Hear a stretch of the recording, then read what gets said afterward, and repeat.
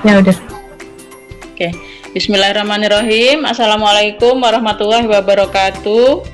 Waalaikumsalam. Assalamualaikum warahmatullahi wabarakatuh. Selamat malam Bapak Ibu semua. Hari ini kita bertemu lagi dalam forum diskusi yang kedua yang akan membahas tentang peta jalan peran guru dalam membentuk profil pelajar Pancasila. Jadi nanti diharapkan Bapak Ibu urun pendapat ya, karena kita akan membuat semacam poster yang akan memunculkan ide-ide dari Bapak dan Ibu semua untuk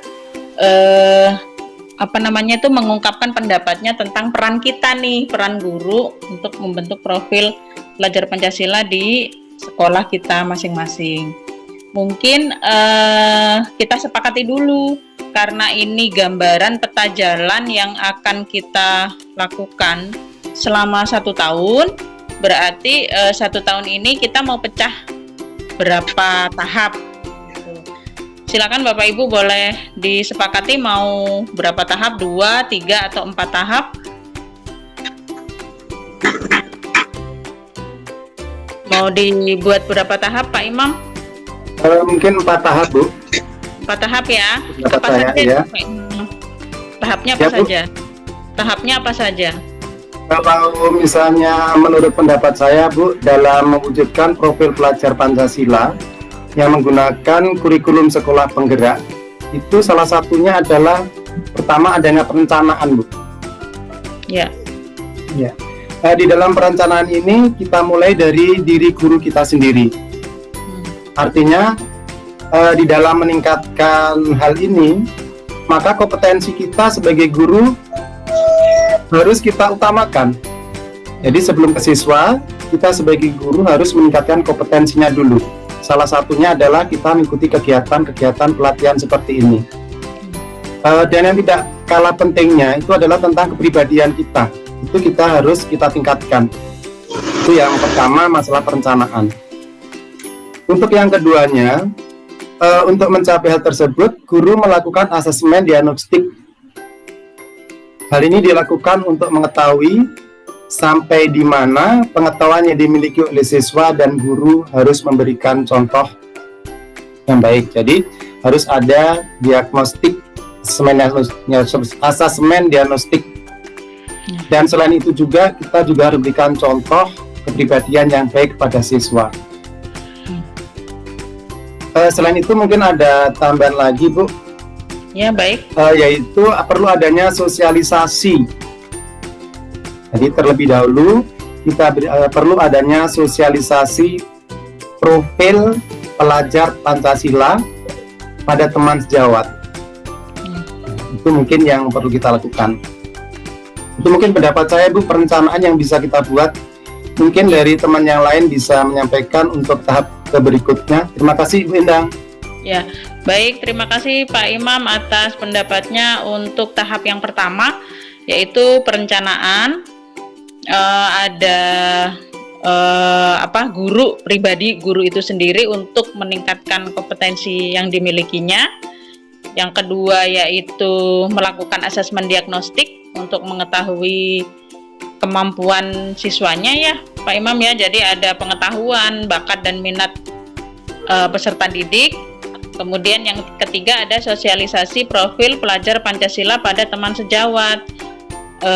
Karena mungkin tidak semua guru bisa mendapatkan kesempatan untuk pelatihan gitu ya. Jadi yang guru yang sudah mendapatkan pelatihan pengetahuan, maka perlu mensosialisasikan profil pelajar Pancasila itu apa sih yang dimaksud, yang maksudnya itu apa, di dalamnya itu apa, yang ingin dicapai itu apa. Nah itu mungkin perlu disosialisasikan pada teman sejawat, guru yang ada di sekolah.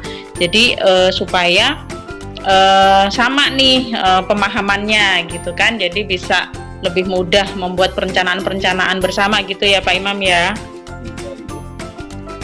Ya, baik. Mungkin untuk tahap yang kedua yang mau pendapatnya. Oke, mungkin untuk tahap yang kedua Bu, ini kita masukkan pelaksanaan ya. Untuk Ya. tahap kedua yaitu pelaksanaan. Di sini pelaksanaan yang pertama itu kurikulumnya disusun bersama sejalan dengan aspek soft skill dan karakter. Itu mungkin dan karakter kebekerjaan di situ sesuai dengan kebutuhan dunia kerja saat ini. Jadi apa yang dibutuhkan dunia kerja itu yang kita nanti buat kurikulumnya sesuai dengan apa yang ada. Terus mungkin di sini menyusun perangkat pembelajaran yang sesuai dengan saat ini, yaitu yang tadi menyusun perangkat pembelajaran. Terus yang ketiga penerapan profil pelajar Pancasila dalam pembelajaran di kelas. Jadi kita harus menerapkan profil pelajar Pancasila dalam di setiap pembelajaran di kelas. Yang keempat di situ mungkin pembelajaran diupayakan berbasis project real dari dunia kerjanya saat ini apa yang dibutuhkan. Mungkin ada tambahan dari aspek pelaksanaan dari teman-teman kira-kira? Ada yang mau ditambahkan atau sudah cukup? Sepertinya lumayan panjang ya. Pelaksanaannya perlu artinya di pelaksanaan itu tentu saja kan kita nggak bisa sendiri ya Bapak Ibu ya, jadi harus bersama karena memang begitu kompleks yang harus dilakukan, jadi perlu saling bekerja sama antara guru yang satu dengan yang lain. Mungkin cukup itu ya di tahap pelaksanaan. Ada penyusunan kurikulum bersama, kemudian menyusun perangkat pembelajaran, kemudian ada penerapan profil pelajar Pancasila dalam pembelajaran, kemudian pembelajaran diupayakan berbasis project real. Seperti itu ya, Bu Ida ya? Iya Bu. Ya. Baik, kemudian untuk yang ketiga, tahap yang ketiga, saya menyampaikan ini nih hasil analisa saya sedikit mungkin untuk menambah tahap tahap peran guru. Jadi yang ketiga yaitu monitoring dan evaluasi. Nah, tahap ini perlu dilakukan untuk mengetahui kendala dan kemajuan yang dialami gitu. Kendala yang ditemui apa saja di lapangan dan kemudian kemajuan apa saja yang sudah diperoleh, seperti itu. Kemudian berikutnya jika itu sudah bisa diketahui, maka kita bisa menemukan solusi bagi kendala yang sudah kita temui dari monitoring. Kemudian tidak lupa meningkatkan kemajuan yang telah dicapai. Jadi kemajuannya pun setelah dimonitoring juga kita perlu analisa lagi untuk ditingkatkan lagi. Jadi mungkin dari saya untuk tahap yang ketiga monitoring dan evaluasi fokus di dua hal ini, yaitu monitoring dan evaluasi tentang kendala dan kemajuan yang diperoleh, kemudian mencari solusi dan meningkatkan kemajuan tersebut. Kemudian untuk yang tahap keempat yang mau menyampaikan saran. Ya, saya Bu. Tahap keempat itu adalah tindak lanjut ya dari atas, itu adalah dari paparan tadi dari Pak Imam, perencanaan, pelaksanaan, monitoring gitu ya. Nah, terakhir itu tindak lanjut. Tindak lanjut ini implementasi profil pelajar Pancasila bersama rekan profesi di sekolah. Mungkin ya ini profil pelajar Pancasila yang diterapkan kepada guru gitu ya. Bagaimana guru menjadi profil Pancasila seperti ya tahu tahapannya itu ada di mana guru itu harus bertakwa seperti itu ya, bertakwa, mandiri, bernalar kritis, berkebinekaan, bergotong royong dan kreatif seperti itu. Jadi tidak hanya siswa saja yang mempunyai profil pelajar Pancasila, tapi guru pun harus memberikan contoh profil Pancasila seperti itu ya. Terus yang selanjutnya adalah kompetensi peserta didik yang lulus sesuai dengan standar dan kebutuhan dunia kerja. Ya, sesuai dengan kompetensinya ya. Kalau terutama di SMK itu kan kalau memang dia jurusannya kecantikan, kalau di saya kan ada jurusan kecantikan, ada jurusan busana gitu ya. Mungkin dia nanti akan harus sesuai dengan nanti pas dia bekerja itu sesuai dengan apa yang dia dapatkan dari sekolah yang sudah dipelajari gitu ya Bu Feni. Ya. Mungkin itu saja Bu. Ya. Baik. Ada yang mau menambahkan? Baik, saya saya pertegas lagi untuk tahap yang keempat, yaitu tindak lanjut dari pendapatnya Bu Feni. Yang pertama, implementasi profil pelajar Pancasila bersama rekan seprofesi. Jadi ditekankan tidak hanya kepada siswanya, tapi gurunya pun harus sama memiliki profil Pancasila.